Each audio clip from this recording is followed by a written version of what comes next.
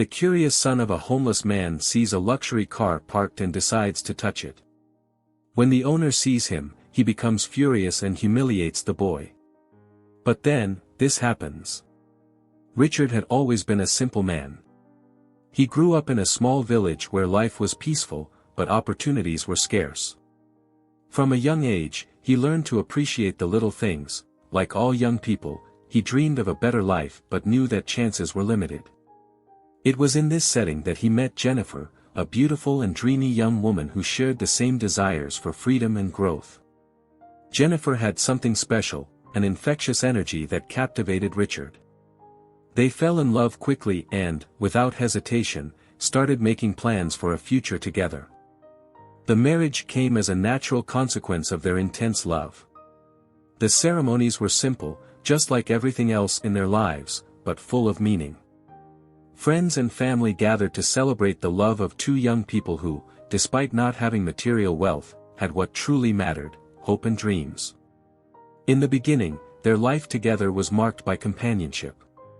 Each small challenge was faced with optimism, and every victory, no matter how minor, was celebrated with gratitude. Richard worked as a lumber mill worker, a heavy and exhausting job that allowed him to pay the bills and support Jennifer. There were no luxuries, but there weren't any major worries either.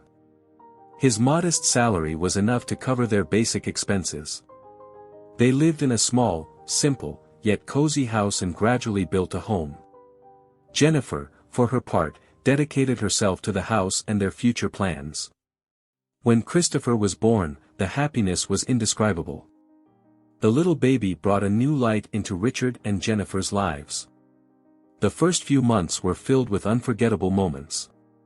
Christopher's laughter, his first attempts to speak, and his first steps were constant reasons to celebrate. But with this new joy came new responsibilities. Expenses increased, and Richard began to feel the weight of financial pressure. What had once been sufficient was now becoming scarce. Medical bills, diapers, food, and all the necessities a baby brings started to pile up, leaving Richard increasingly worried. The financial situation, which was already tight, became unsustainable. The lumber mill where Richard worked began to cut back on production, and with that, paychecks started to be delayed. He took on small side jobs, always looking for ways to ensure that nothing was lacking for his family, but the money never seemed to be enough. Jennifer, who had once shared Richard's optimism, began to change. The stress of sleepless nights with Christopher, combined with the anxiety of watching the bills pile up, affected her mood and spirit. Gradually, the distance between Richard and Jennifer began to grow. He still tried, day after day, to stay positive and find solutions, but Jennifer seemed to be losing patience. They started to argue more frequently, and the bond that had once united them began to fade. With a heavy heart, Richard watched as his wife emotionally withdrew. She began to go out more often, coming home later and later, without the sweet words they used to share. Then, on a day Richard would never forget, Jennifer simply left. No explanations, no goodbyes. She left with a wealthy man she had met during one of her outings. The betrayal was a devastating blow. Richard was in shock, lost in deep pain. The house, which had once been a refuge of love and hope, was now filled with silence and emptiness. Christopher, still too young to fully understand what had happened, asked for his mother, and each of those questions tore at Richard's heart. From that moment on, Richard and Christopher's lives began to fall apart. Richard, emotionally shaken by the loss of his wife and the responsibility of caring for Christopher alone, could no longer focus on his job. His performance at the lumber mill declined, and with that, the few opportunities he still had began to vanish. Bills piled up, and he started to lose the few things he had worked hard for. First, he sold their furniture to pay off debts, then the car, until eventually, he lost the house he had loved so much. Life on the streets hit Richard and Christopher hard. After losing everything they owned, all that remained was the harsh reality of cold sidewalks and endless nights. At first, Richard tried to find alternatives. He knocked on doors, sought out acquaintances, and looked for temporary work, but with each failed attempt, his sense of despair grew. Most people looked at them with indifference, as if they were invisible, and the society he once believed he belonged to now felt as distant as the stars in the sky. Christopher, still too young to fully understand what was happening, followed his father in silence. The first nights on the streets were the hardest. Richard tried to mask his pain, but exhaustion and fear consumed him. They slept under bridges, on park benches, wrapped in old blankets that someone had thrown away. The noise of the city never stopped, and with every sound of footsteps, Richard would start awake, worried for his son's safety. Christopher, in turn, clung to his father as his only anchor in a world that had suddenly become vast and threatening. As time passed, their routine on the streets became a painful normalcy. Richard learned to visit charity shelters in search of food, but the lines were long and the portions insufficient. Many times, Christopher cried from hunger, and Richard, helpless, would share the little food he managed to get. Sometimes, they went days eating only pieces of stale bread and drinking water from public fountains. Life on the streets was cruel and unforgiving, but what hurt Richard the most was not the hunger or the cold. It was seeing Christopher's vacant stare, the childlike sparkle slowly being dimmed by the hardships they faced. On a sunny afternoon, after wandering for hours through busy streets, Christopher spotted something that made him stop abruptly. It was a luxury car, parked on a main avenue. The vehicle shone in the sunlight, its sleek lines and glossy paint catching the attention of anyone passing by. Christopher, curious like any child, approached with his eyes fixed on the car. He had never seen anything so beautiful up close. That car seemed to belong to another world, a world of wealth and possibilities that was so far from the reality they lived in. Fascinated, the boy reached out his small hand to touch the metal. "Christopher, don't touch that," Richard said, already sensing a bad omen. But before the father could intervene, the owner of the car appeared. He was a tall man, dressed in a well-tailored suit and wearing sunglasses. His face was stern, with a look of disdain that left no doubt about the type of person he was. Seeing Christopher with his hand on his car, the man furrowed his brow and, in a swift motion, moved toward the boy. "What do you think you're doing, you filthy little brat?" shouted the man, his voice dripping with arrogance. Christopher, frightened, quickly pulled his hand back and took a step away. The smile that had adorned his face vanished in seconds, replaced by fear and confusion. The man, however, did not stop there. He moved even closer, anger growing in his eyes. "Look at you. All dirty and stinky. How dare you touch my car? You're gonna scratch it with those filthy hands," the man spat out, almost choking on his disdain. "A street kid, uneducated, with no future. That's what you are. And I don't want to see your face around here again, got it?" Richard, watching the scene in silence, felt his blood boil. Seeing his son humiliated like that was unbearable. He stepped forward, placing himself between the man and Christopher, trying to contain his own outrage. "Please, sir, I'm sorry. He's just a kid. He didn't mean any harm," Richard said, his voice low but filled with tension. He looked into the man's eyes, pleading for even a little understanding. The man, however, was not willing to relent. In fact, Richard's intervention seemed to ignite his anger even more. "And who are you? The father of this, little delinquent? Of course you are. Just look at you, you're not much different. A failure, living on the streets, apologizing like a little puppy.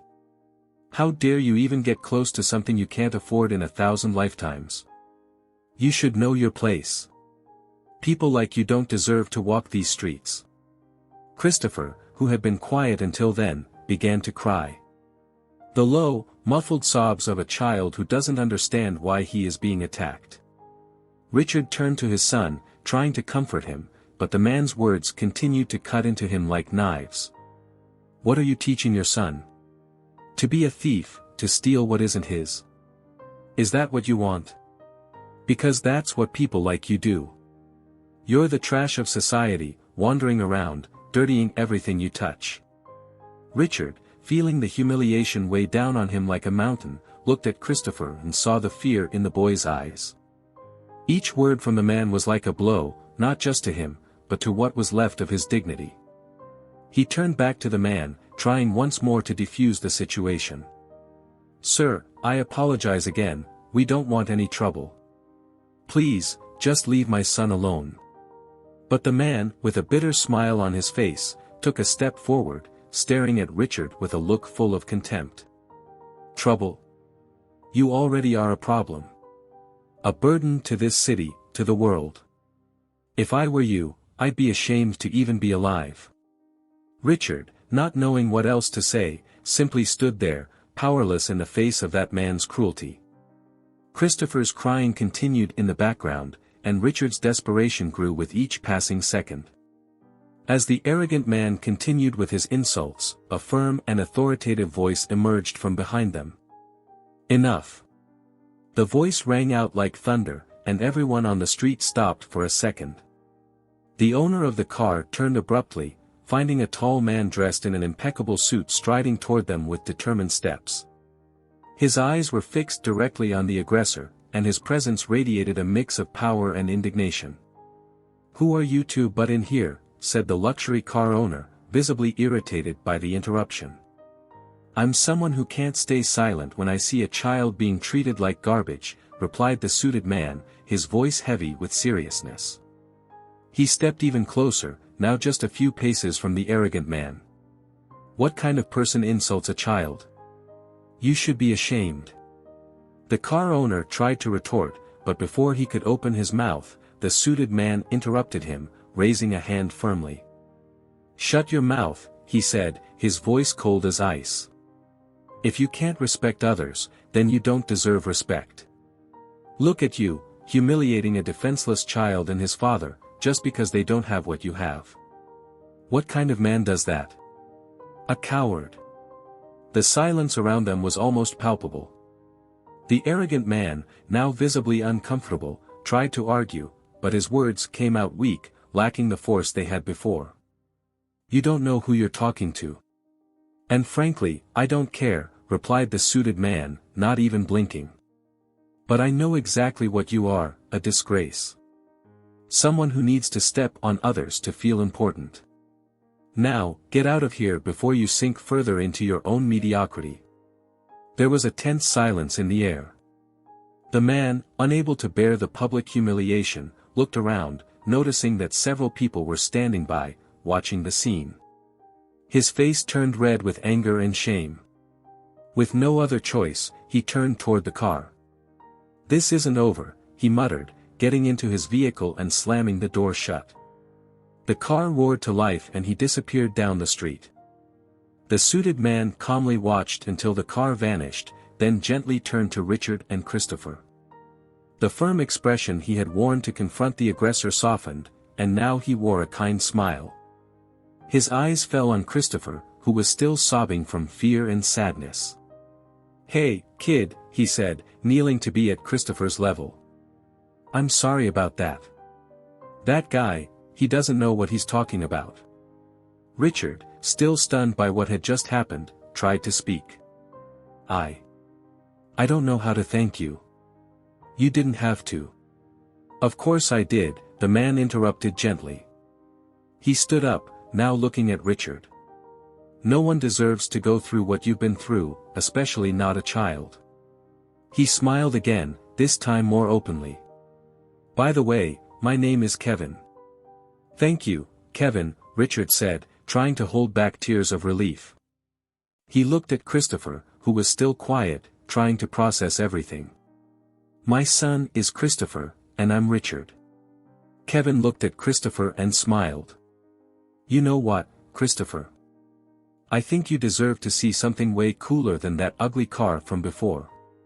He stood up and pointed to the other side of the street, where a sports car was shining in the sunlight. "How about a ride in my car?" Christopher's eyes, which had been filled with tears before, now sparkled with wonder and surprise. He looked at his dad, waiting for permission. Richard hesitated for a moment but then smiled. "If he wants to, it's fine by me." Christopher, still a bit shy, nodded his head, and Kevin, with a friendly gesture, guided them to his car. It was a luxurious vehicle, far more impressive than the first one, with a gleaming paint job and an interior that looked like it had come straight out of a movie. "Get in," Kevin said, opening the door for Christopher and Richard. The two climbed in, somewhat in disbelief at what was happening. The interior of the car was soft and comfortable, and Christopher, now wide-eyed, carefully touched the leather seats, as if he didn't want to ruin anything. Kevin got into the car, started the engine, and the smooth roar filled the air. "Let's take a ride," he said as the car glided smoothly down the street. During the drive, the tension hanging over Richard began to dissipate. Kevin was a good listener, and gradually, Richard started to share his story. He talked about Jennifer, about how she had left him and Christopher alone, about the financial struggles, the lost job, the home they had been forced to leave, and finally, how they ended up on the streets. As Richard spoke, he felt the weight of each word, as if he were reliving every painful moment. Kevin listened in silence, nodding occasionally but not interrupting. When Richard finished telling his story, Kevin was silent for a moment, reflecting on what he had heard. "Richard," he finally said, his voice calm and full of understanding. "I know many people who have been through similar things, but few who still have the dignity you've shown today. You're taking care of your son, even in the worst circumstances. That says a lot about you." Richard didn't know what to say, so he just nodded, trying to hold back the tears that were starting to well up again. Kevin glanced at Christopher in the rearview mirror, who was now calmer, admiring the city as they passed by. Then he turned back to Richard. "I want to help you," he said without hesitation. "I have a company, and I can offer you a job. Nothing grand at first, but it will definitely get you off the streets." Richard was silent, surprised. You're serious?" "More than that," Kevin replied with a smile. "I'll do everything I can to make sure you two never have to go through this again. But tell me, where can I find you? I want to make sure we stay in touch." Richard, still shocked by the offer, responded, We usually stay at Central Park. Near the fountain." Kevin nodded, confirming. "Great, I'll be there in the next few days to discuss the details. Don't worry, this is going to work out." The car slowed down and stopped at a corner near the park where Richard and Christopher used to spend their nights. Kevin smiled at both of them. "Now, get some rest. I'll see you soon." Richard and Christopher got out of the car, still trying to process everything that had happened. Kevin waved to them as the car pulled away, disappearing down the street. Richard looked at Christopher, feeling a new hope rising in his chest. "It's going to be okay, son," Richard said with a smile. "It's going to be okay." A few days passed since that unexpected meeting, and life on the streets felt a little less heavy for Richard and Christopher. There was hope in the air, something Richard hadn't felt in a long time. Christopher, for his part, kept talking about Kevin's car, always remembering every detail with excitement. Richard, however, still wondered if all of this had been a dream. He couldn't believe that a man like Kevin, so successful and generous, could really help them change their lives. But hope was there, and that was what mattered. Then, on a sunny morning, as Richard and Christopher sat on the park bench where they used to stay, a familiar figure appeared. Kevin, wearing the same impeccable suit as before, walked toward them with a friendly smile on his face. "Richard." "Christopher." Kevin called out enthusiastically, waving as he approached. "How are you?" Richard quickly stood up, feeling a mix of nervousness and relief upon seeing him. We're good, Kevin. Thank you for everything you did for us that day." Kevin shook his head, brushing off the gratitude. "No need to thank me. I promised I'd come back, and here I am. I came to take you to the company. We're going to sort out the details of your new job, Richard." Christopher, who was beside his dad, smiled upon seeing Kevin. He still remembered the car ride and how kindly Kevin had treated both of them. Richard looked at his son, smiling too, and then turned back to Kevin. "All right, let's go," Richard said, trying to contain the anxiety he felt. The three of them walked to Kevin's car, the same luxurious vehicle that had impressed Christopher so much. They got in, and the smooth engine of the car purred to life as it started. Kevin drove them through the city, chatting casually, asking questions about how they had been managing these past few days. Richard replied simply, but there was a noticeable hope in his voice. After a few minutes, they arrived at Kevin's company. It was a large, modern building, something completely different from anything Richard had ever seen. Kevin guided them to the reception and then to a small conference room. There were papers on the table, already ready to be signed. "This is your contract, Richard," Kevin said, handing him a pen. "You'll start in the warehouse, a place where I'm sure you'll do very well. It's stable, honest work, and you can grow within the company if you want." Richard looked over the papers carefully, reading everything attentively. The feeling of having something concrete in his hands, something that could change his and Christopher's lives, was almost surreal. He signed the contract with a shy smile on his face and handed the pen back to Kevin. "Thank you, Kevin. I don't know how to express how much this means to us." Kevin gave him a pat on the shoulder. "Believe me, Richard, you're just getting started. But I have one more thing to show you." Richard and Christopher exchanged confused looks but followed Kevin back to the car. The man didn't give many clues about what was coming, just said they had one last stop to make. They drove for a few minutes until they reached a simple but well-kept neighborhood not far from the company. The streets were quiet, and the houses were modest yet welcoming. Kevin parked in front of a small but charming house with a white picket fence and a well-tended garden. Kevin turned to Richard and Christopher, smiling. "This is your new home." Richard's eyes widened in confusion. "Our home? What do you mean?" Kevin got out of the car and gestured for them to follow. As they reached the front of the house, he pulled a keychain from his pocket and handed it to Richard. "I paid 6 months' rent in advance for you to stay here," Kevin said in a calm but firm tone. "I know these first few months will be a time of reorganizing, and you'll need time to stabilize. So, for these 6 months, you don't have to worry about rent. After that, I hope that with work and life settling down, you can continue on your own." Richard stood silent for a moment, holding the keys with trembling hands. He looked at the house, then at Christopher, and back at Kevin.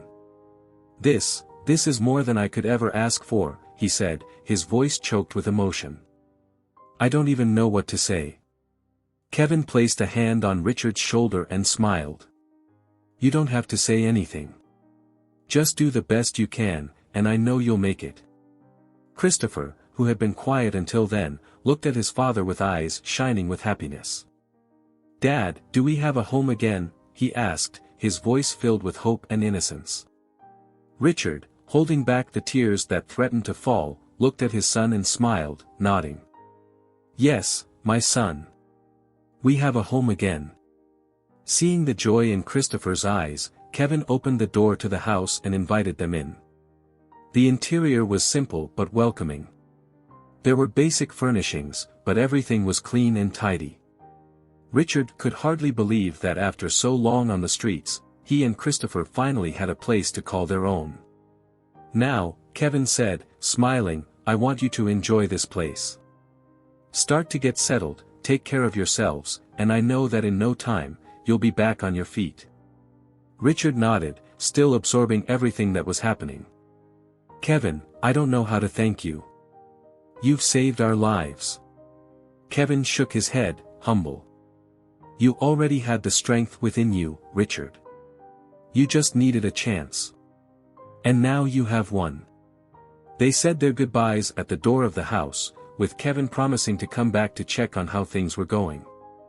Richard and Christopher stood at the entrance, watching as the car pulled away until it disappeared around the corner.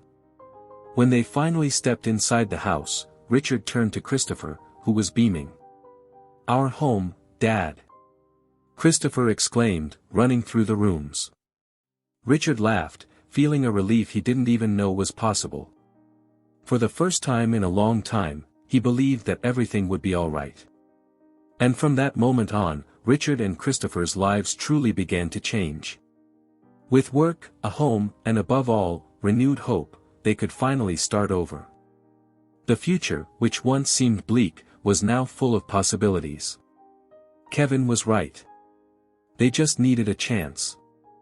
And now, with this new opportunity, Richard knew that he and his son were ready for whatever lay ahead. If you enjoyed this story, don't forget to subscribe to the channel, leave a comment, give it a like, and activate the notification bell so you don't miss any of our upcoming videos. See you in the next story.